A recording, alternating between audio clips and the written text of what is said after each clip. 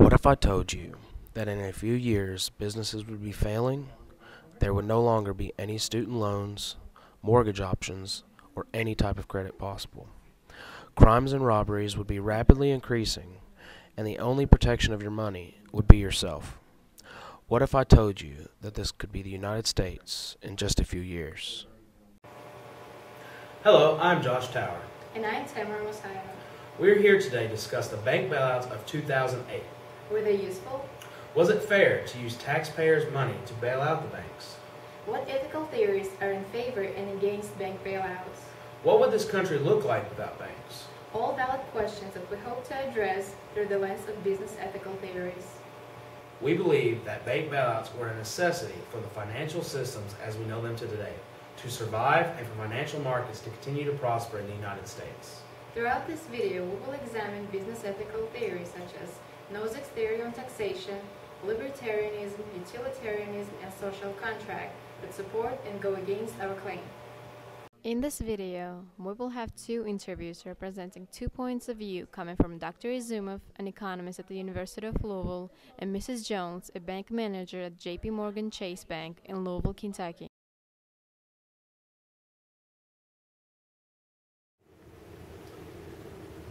I'm for bank bailouts because they were necessary to save the U.S. banking system from collapsing or from living through a very difficult time, and banks are essential for the economy. So saving banks was necessary and bailout was appropriate.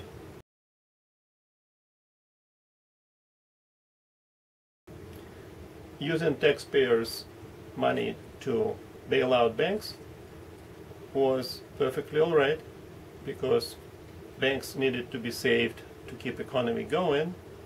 A and B, banks paid back most of the money already, so the cost for taxpayers was very low if we're talking about bank bailouts. So banks were saved, banking system was saved, and taxpayers received their money back. Not a bad deal. Is taxation a theft? That's a challenging question. In a democracy like the US, it is not a theft most of the time. Why? Because taxpayers receive all kinds of services in return for paying taxes.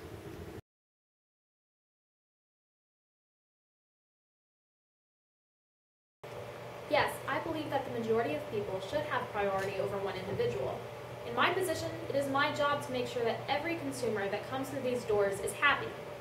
We deal with cashing checks, saving accounts, car, house, and student loans, mutual funds, and much more. It is important to benefit the family and community instead of just making one person happy at the expense of others.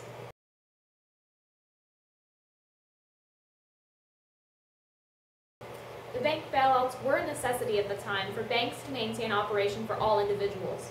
For example, banks were not managed correctly in the instances that mortgages were being given to those who did not qualify, causing the foreclosure of loans and homes. Therefore, banks started losing money and the ability to provide the necessary services for all of our customers.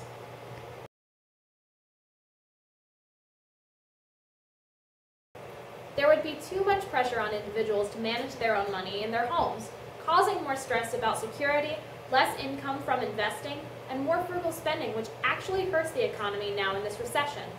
If people are scared to spend their money or trust others with protecting that money, society will remain in the recession. If banks were aided and proved that they can withstand this trauma, business can go on as usual. According to the categorical imperative theory, the three things that will always violate the categorical imperative are lying, stealing, and murder. In Nozick's theory, taxation is theft, taking of earnings is forced labor, and forced labor equals slavery. In libertarianism theory, there should be no redistribution of income or wealth from rich to poor. Therefore, in the view of these two ethical theories, there should be no taxation.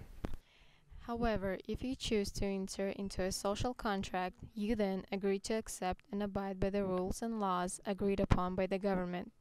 You do this in exchange for mutual defense and protection from other harms. By entering into this social contract, you then give up complete ownership of yourself, and therefore would allow yourself to be taxed if it is agreed upon rule or law of the government. Therefore, we believe by using this approach, utilitarianism is achieved by society. Utilitarianism is when the highest amount of good for the group is achieved, also known as total utility. Society is going to be happier when they do not have to worry about protecting their own assets. If there would be no banks, the worst case scenario would be businesses would fail, no student loans, mortgages, or any type of credit would be provided. Number of crimes and robberies would rapidly increase. There would be no protection of money in case of fire, floods, robberies, etc. Finally, we believe that without banks, the financial system would be chaos. According to Rick Gladstone of the Daily News, and I quote, "Businesses would close, unable to pay bills because creditors won't honor their checks. Homeowners couldn't pay mortgages. Tenants couldn't pay landlords. Investors would flee, figuring their wealth is safer overseas. The value of the dollar, which is the best known symbol of U.S. economic might, would tumble." End quote.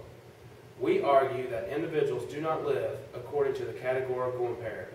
Therefore, individuals lie, steal, and murder every day, believing it is a good decision. This would create a dangerous society for us all. Then the social contract theory would be partially violated due to the lack of defense, which is the first reason we come together as humans to create a society. Dr. Izumov was in firm belief that bank bailouts were the best thing for our economy. He highlighted that most of the money has already been paid back, and therefore the risk for taxpayers was minimal. He demonstrated that without banks, our money would not be safe and the U.S. economy would eventually fail. In the second video, Mrs. Jones said that the bank bailouts were a necessity for banks to continue to operate. Banks offer protection of money, assets, and offer college loans, car loans, and house loans. Mrs. Jones believes that without the bank bailouts, these services may have no longer been offered to the American people. In conclusion, we are in favor of bank bailouts. We have listed many reasons why the bank bailouts have benefited the American people, including preventing financial collapse, banks continuing to provide financial services, defense of money and other property remains, and our society remains stable. Finally, we argue that if banks are fully functioning and offering all of their financial services, that utilitarianism is achieved by society because it benefits the majority of American people.